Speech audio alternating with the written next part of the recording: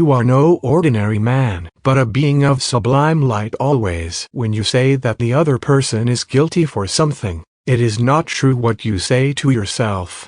That's why all our negativity is not true. They are lies, they are nonsense. We believe in a liar when we say that someone is doing us wrong or is guilty. There is no such thing.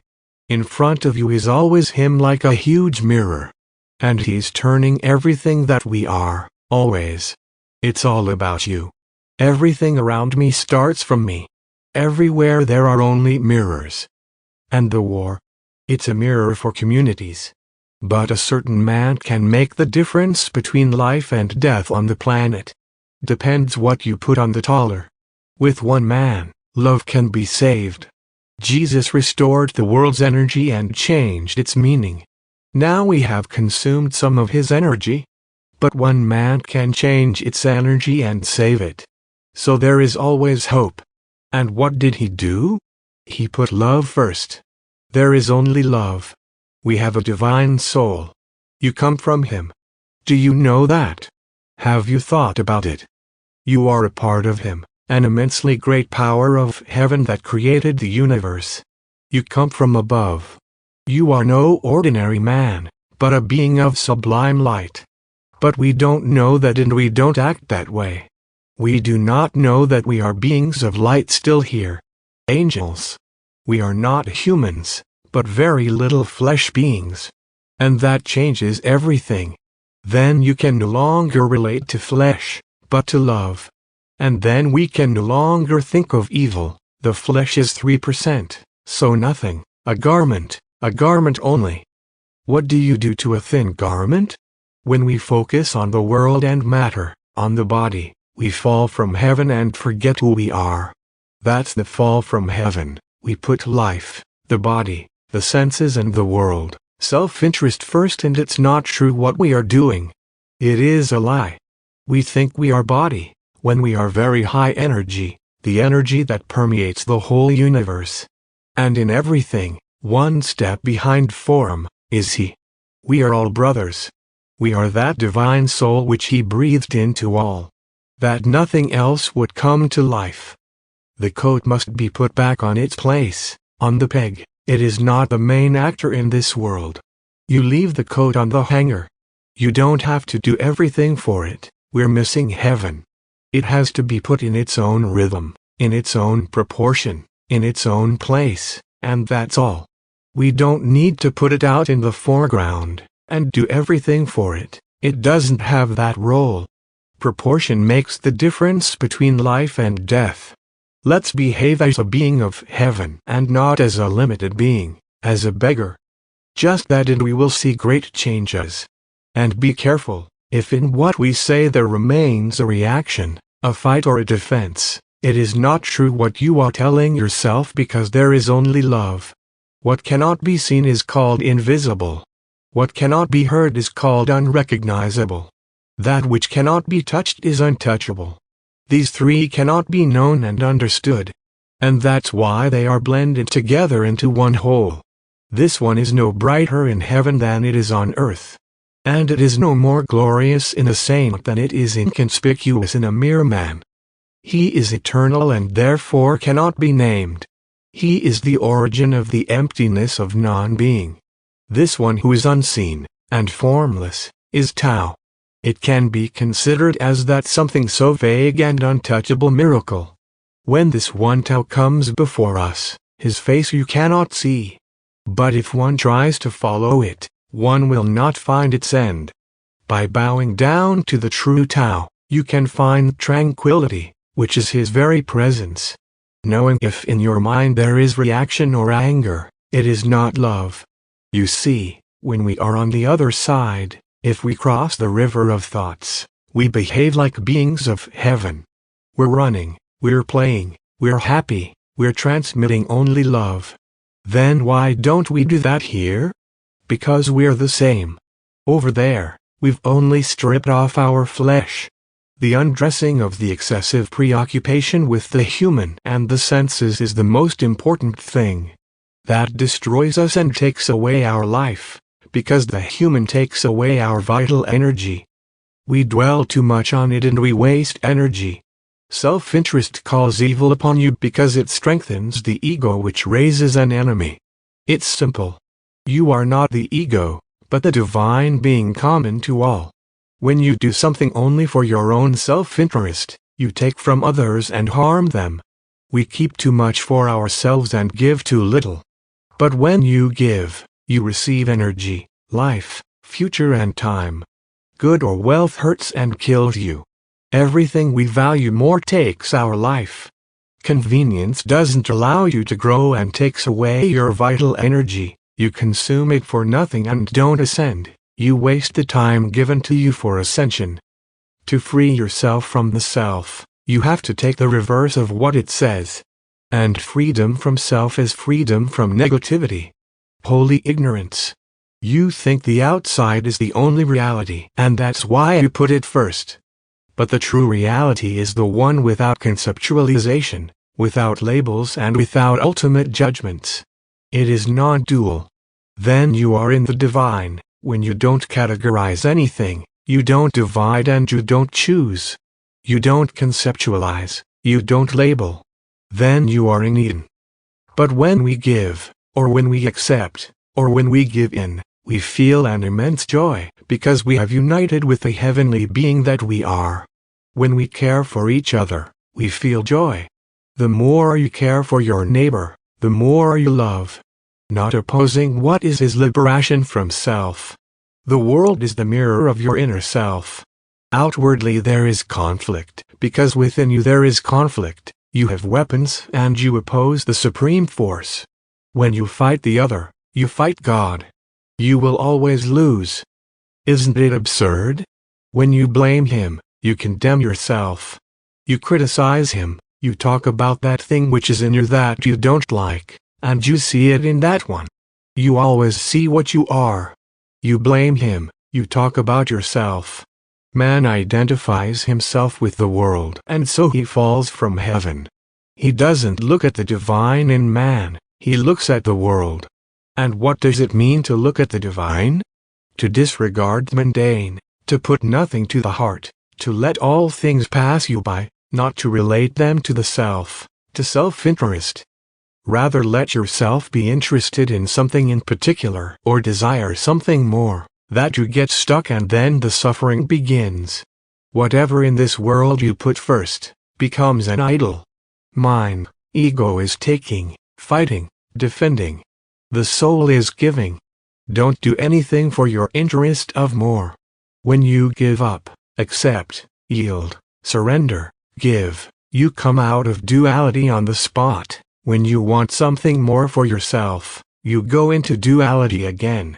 When you surrender and let go, the mind drops. The reaction is of the ego. The divine being never reacts.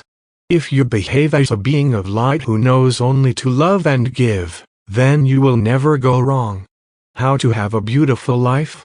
To behave on earth like an angel of heaven, and then everything that comes your way will be wonderful for you. When troubles come, you are divinely helped. Be infinitely grateful to those who trouble and humble you. You need most of all to be wronged, to be demeaned and humiliated, for that is the only way to wash your soul. Being humiliated is a divine moment. It gives you life, energy and a future. When people bother you, that's exactly the moment when you have no vital energy. They diminish you and so they give you energy, future and time. You should thank them forever for the divine work they do. They come from God. They never displease you because they want to. You cannot scold them. When someone does you wrong, give them extenuating circumstances on the spot. It means you need vital energy. Be happy, it's a priceless divine gift. People talk about unconditional love, but can you submit to people without resistance? When you criticize someone, you are always wrong because you raise yourself up and bring him down. That is, you make yourself a judging God, and so you become the devil. The judgment is not yours, but his alone. What do you care what the other is like? No one upstairs in judgment asks you how he is, but asks you how you were. You don't need to be right, only your neighbor does. When you criticize, you separate yourself from people so you can hit them. And you stop loving them. You make yourself your own God, you become the devil. When you accuse, blame or condemn, you've become the one with the horns, very simply. Or when you fight and defend yourself, or seek only your own interest, the same. You are never allowed to criticize, because you separate yourself from your neighbor and you no longer love but hate. Criticism is anger, rage, and hatred, its entrance into hell. You are not allowed to say anything about anyone, ever. Stay in love and the Lord will be with you no matter what. And you are most protected. Love is unconditional obedience. Attachment brings suffering and is a tragedy, but its absence is bliss. When you expect nothing from anyone, you cannot be attached. No one owes you anything. And you need have no expectations. When you are attached to nothing, you have everything. Let the other go his own way. He doesn't belong to you, he has his own program. What business is it of yours? You don't own anybody. Give total freedom to do what he wants. Set him free. Enjoy his happiness. This is self-liberation, the greatest happiness on earth. Just appreciate people, life, everything, continuously, and this is your happiness and the greatest joy. Stop clinging to things, to people, to thoughts, to lover. The salvation of your soul lies in the realization that everything is flowing and changing every moment, and you cannot cling to anything. Therefore, wanting something to be the way you want it to be is absurd, and it will never be that way. Everything is always changing. Lack of attachment is lack of suffering and happiness. If you do not condemn and judge, there is no evil in the world.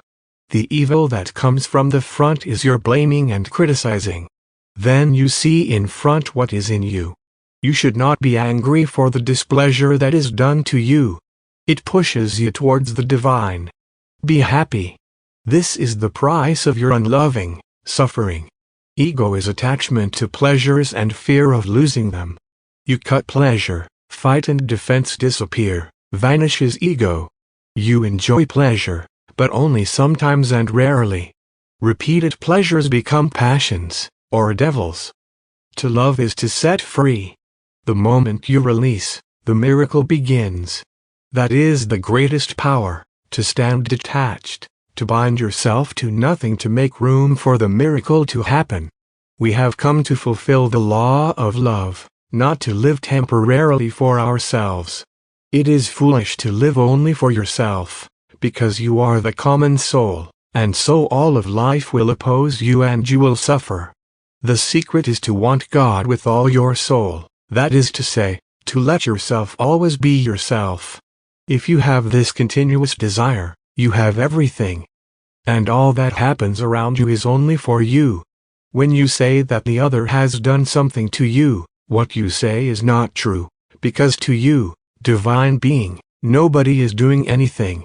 By identifying with the ego, you lose your life to support this untruth. The ego is like a black hole, where life energy drains out, and so is the world. The restraint must be greater than the gratification of pleasures to live. Human powers lack stability and fall apart. If you want to have no opposition from life, don't think about yourself or it. Life, people, when they see that you have a struggling or defending ego, they will automatically attack you to bring you down. As soon as they see a stridency in you, they shrink you. In order to change things, you have to become a divine being. Then change begins. From that stillness you can change your life. If you recognize where you are wrong towards love, you heal yourself. Understanding the chaining mechanisms of the ego frees you from it. You need to understand how unpleasantness and suffering arise, what the ego is and how it or the sublime being within us functions. Accept whatever happens to you, whatever it is, because it comes directly from him. You can't rebel at anything. If you fight or defend yourself, you strengthen your ego and you ascend to a higher level of divine pressure. Something unpleasant comes to you to quit, not to resist and fight or defend. It comes to give you life. And it only gives you life if you don't react, fight and defend. It's always good the way it happens. When you oppose life, and it will oppose you in the mirror, but it opposes you somewhere else, where it hurts the most. So accept everything infinitely. To accept everything without reaction is the solution to any problem. The more you accept and surrender, the quicker things change in your life and you receive a different fate. And the future widens. Acceptance is love. It lets things be and opens the gate of heaven for more energy to come in, from which tomorrow's favorable situations are made. The more you resist and make conditions, the more you suffer. By reacting, you immediately hook yourself on the ego. The ancient teachers of the Tao were subtle and mysterious. They had a depth that is hard to reach, because their teachings are too difficult to understand and accept, and they are described as follows: be attentive to them, as when crossing a frozen river. Be wary as if dangers were all around you. Bow before them as if you were receiving a distinguished guest. Be ready to yield, like ice about to melt in spring. Receive them all with simplicity and sincerity, like a true virgin.